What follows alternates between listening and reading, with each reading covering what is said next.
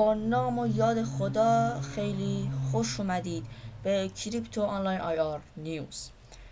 امروز اومدیم تا مروری کنیم به اخبار و پست های دیروز کریپتو آنلاین آی آر در چنل تلگرام. شروع میکنیم. پستی که گذاشته شده دریافت کمبوی 2 میلیون راکی رابیت و دریافت جایزه 1 میلیونی مخفی راکی رابیت رو شما میتونید از درون چنل تلگرام ما داشته باشید و متوجه بشید. کد مرس امشب همستر 26 مرداد 1403 ACHV رو میتونید در چنل تلگراممون مشاهده کنید. لینک چنل تلگرام در بیو قرار داره و حل مینی گیم هم در چنل تلگراممون گذاشتیم و شما میتونید بهره ببرید. اما میرسیم به بخش اخبار. بخش برداشت توکن داخل ربات دایز در دسترس قرار گرفته. تاکید میکنیم و باز هم تکرار میکنیم به هیچی دست نزنید تا 20 آگوست برسه. چرا؟ چون ایرانیان نمیتونن تا اون موقع برداشت بزنن و ما تحریمیم و این یکی از بدیهای تحریمه. اگر کیف پول تلگرام رو انتخاب کنید ممکنه همه توکناتون از دست بره. بس تاکید میکنم به هیچ وجه کیف پول تلگرام رو انتخاب نکنید که هیچ راه برگشتی وجود نداره، حداقل تا الان، و متاسفانه سازندگان داکس هنوز تدبیری براش ناندیشیدند. به زودی داکس در ال بلانک لیست میشه. در این صرافی با ایرانی ها هیچ مشکلی نداره و بونوس ها و جوایز خوبی هم داره. پس حتما در این صرافی ثبت نام کنید تا توکن ایراب داکس رو دریافت و نقد کنید. لینک ثبت نام صرافی ال بانک رو براتون در چنل تلگراممون قرار دادیم و میتونید بهره ببرید. و اما طلا رکورد تاریخی زد. هر اونس طلای جهانی 2509 دلار.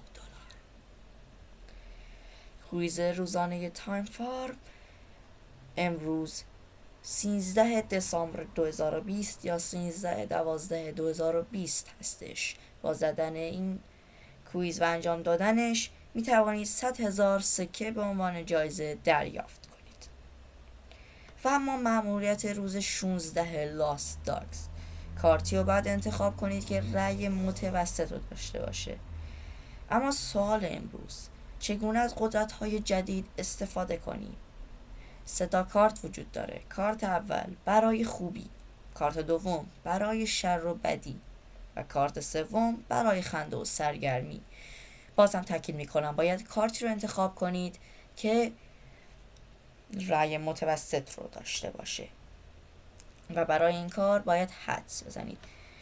برنده ها در اصل ارز وف دریافت میکنن. این ارز هنوز لیست و قیمت گذاری نشده و به هیچ وجه گول سودجویان و کلاهبردارها رو نخورید.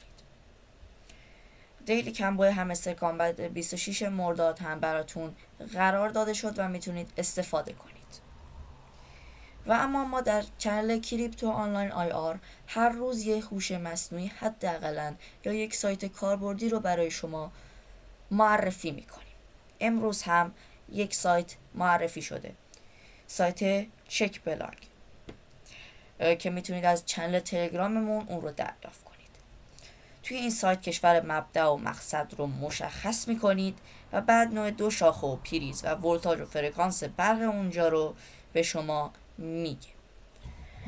و در نهایت میخوام به شما بیشترین فعالیت ادمین ها و رتبه بندیشون رو در فعالیت روزانه که یک رقابت بین ادمین هاست، شاید هم نیست، بهتون بگم.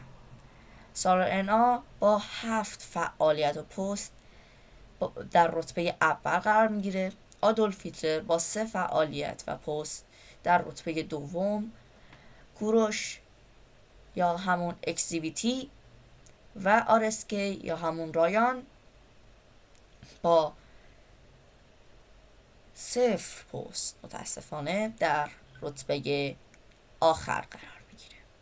خیلی ممنونم که ما رو همراهی کردین. یادتون نره که چنل تلگرام ما رو دنبال کنید، چنل یوتیوب ما رو ساب کنید و ما رو همراهی کنید. هر روز شما رو از اخبار روز قبل در روشن میکنیم و تا اخبار بعدی فردا میبینمتون. خدا نگهدار.